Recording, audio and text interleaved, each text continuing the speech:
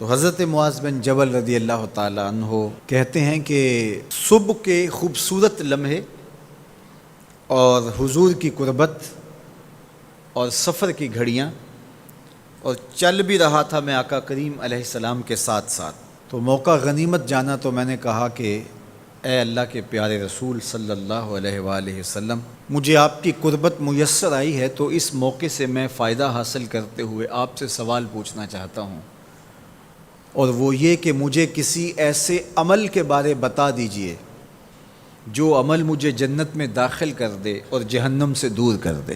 تو حضور علیہ السلام نے اس سوال پر ان کی تحسین فرمایا تو نے بہت بڑا سوال کیا ہے، اس کا جو جواب ہے کہ جنت نصیب ہو اور مجھے جہنم سے نجات ملے تو یہ اتنا آسان کام نہیں ہے، یہ بڑا مشکل کام ہے، لیکن جس پر اللہ آسان کر دے اس کے لیے مشکل نہیں ہے۔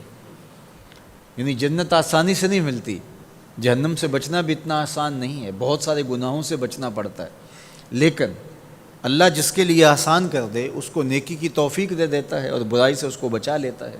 اگر تو چاہے کہ جنت میں جائے اور جہنم سے نجات ملے تو تمہیں اللہ پر ایمان بھی لانا پڑے گا، اور ایسا ایمان جس میں شرک کی آمیزش تک نہ ہو، اسی کی عبادت تیری زندگی کا مقصود ہو، اور نماز بھی ادا کرنا ہوگی، زکوٰۃ بھی دینا ہوگی، روزے بھی رکھنے پڑیں گے، اور تجھے حج بھی کرنا پڑے گا۔ جنت میں داخلے کے لیے یہ شرائط ہیں کہ تم یہ کام کرو گے۔ پھر ارشاد فرمایا میں تمہیں بھلائی کے دروازے ہی نہ بتا دوں۔ ارشاد فرمایا الصوم جنہ، روزہ ڈھال ہے۔ ڈھال آپ سمجھتے ہیں، اگر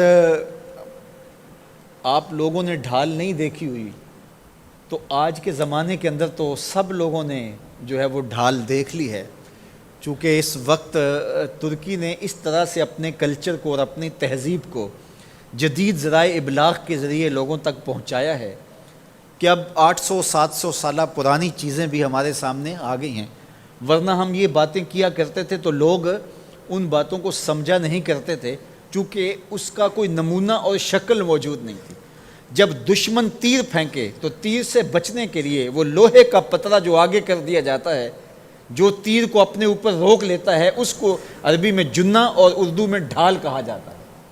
تو آقا کریم نے فرمایا روزہ ڈھال ہے، تو گویا جہنم کی آگ سے بچانے کے لیے جو ہے وہ روزہ کام دے گا۔ والصدقۃ تطفئ الخطیۃ، یہ گناہوں کو مٹا ڈالتا ہے، جس طرح کہ آگ کو پانی بجھا ڈالتا ہے، تو اس طرح جب صدقہ دیا جاتا ہے تو جو گناہ ہوتے ہیں وہ ایسے مٹتے ہیں کہ لگتا ہے یہاں گناہ تھے ہی نہیں۔ آگے ارشاد فرمایا رات کے پیٹ میں نماز ادا کرنا، یعنی تہجد کی نماز ادا کرنا۔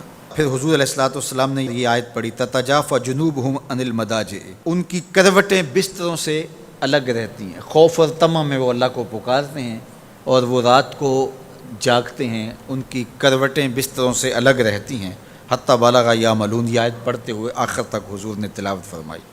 تو فرمایا جس طرح صدقہ آگ کو بجھا دیتا ہے، اس طرح پچھلے پہر کی نماز، تہجد کے سجدے بھی اللہ جل شانہ کے غصے کو ختم کر دیتے ہیں اور جہنم کی آگ کو مٹا ڈالتے ہیں۔ پھر حضور نے ارشاد فرمایا کہ میں تمام امور کی جڑ نہ بتا دوں کیا ہے، جتنے بھی معاملے ہیں اس کی جڑ ہی نہ بتا دوں۔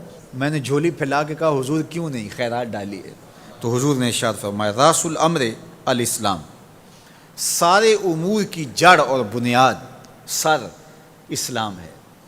اگر اسلام ہے تو عمل قابل قبول ہے، اور اگر اسلام ہی نہیں ہے تو پھر جتنے مرضی نیک عمل کرتے رہیں، جتنا مرضی پانی ڈالیں، جتنی مرضی کھاد ڈالیں، تو اگر جڑ ہی نیچے سے کٹی ہوئی ہے تو درخت ہو پائے گا؟ کبھی بھی نہیں ہو پائے گا۔ تو کہا جڑ اسلام ہے، اس لیے عقیدے کی صحت عمل کی قبولیت کی ضمانت ہے۔ تو تمام امور کی جڑ اور بنیاد اور سرا اسلام ہے، اور اس کا ستون نماز ہے۔ اور صحابہ نماز کے جس طرح پابند رخوگر تھے، تو وہ تاریخ کی روایات آپ دیکھ سکتے ہیں، آپ کو ایک صحابی بھی بے نماز نہیں ملے گا۔ وَذِرْوَةُ صَنَامِهِ الجہاد، اور کوہان کی بلندی، چوٹی اسلام کی، وہ جہاد ہے۔ جہاد سے اسلام کو سربلند کیا جا سکتا ہے۔ اسلام کا چھٹا رکن ہے جہاد، اور ہمیں جہاد کی ترغیب بھی دی گئی اور قیامت تک یہ جہاد جاری بھی رہے گا اور کبھی بھی ختم ہونے کا نہیں ہے۔ ہاں اس کے اصول و ضوابط ہمیں دیے گئے، جہاد کے نام سے فساد فی الارض نہ کیا جائے، لیکن جہاد کا انکار اسلام کا انکار ہے۔ یہ اسلام کی چوٹی ہے، ذروۃ و سنام کہا گیا، یہ کوہان کی بلندی ہے۔ تو حضور علیہ السلام نے آخر میں فرمایا کہ میں تمہیں سارے معاملات کی جڑ ہی نہ بتا دوں، خلاصہ ہی نہ بیان کر دوں؟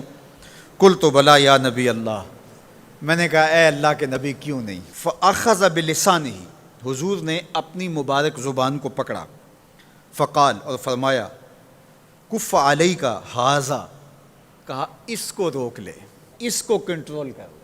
تو کہتے ہیں میں نے کہا اے اللہ کے پیارے محبوب صلی اللہ علیہ وسلم، جو ہم باتیں کرتے ہیں اس سے بھی مواخذہ ہوگا؟ یعنی عمل پر تو پکڑ ہوگی، لیکن جو ہم زبان سے بات نکال دیتے ہیں تو کیا اس بات پر بھی مواخذہ ہوگا؟ تو حضور علیہ السلام نے ارشاد فرمایا کہ لوگ منہوں کے بل یا ٹھوڑیوں کے بل جہنم میں ڈالے جائیں گے، یہ ان کے بولے ہوئے بولوں کی وجہ سے ہوگا، ان کی زبان کی کمائی کی وجہ سے ہوگا۔ تو اپنی زبان کی حفاظت کرو تو جنت کا داخلہ مل جائے گا۔ تو گویا زبان کی حفاظت سے لے کر کے اللہ کے حضور سجدے تک اور اللہ کی عبادت تک، یہ ہے وہ نصاب جو جنت میں جانے کا ہے۔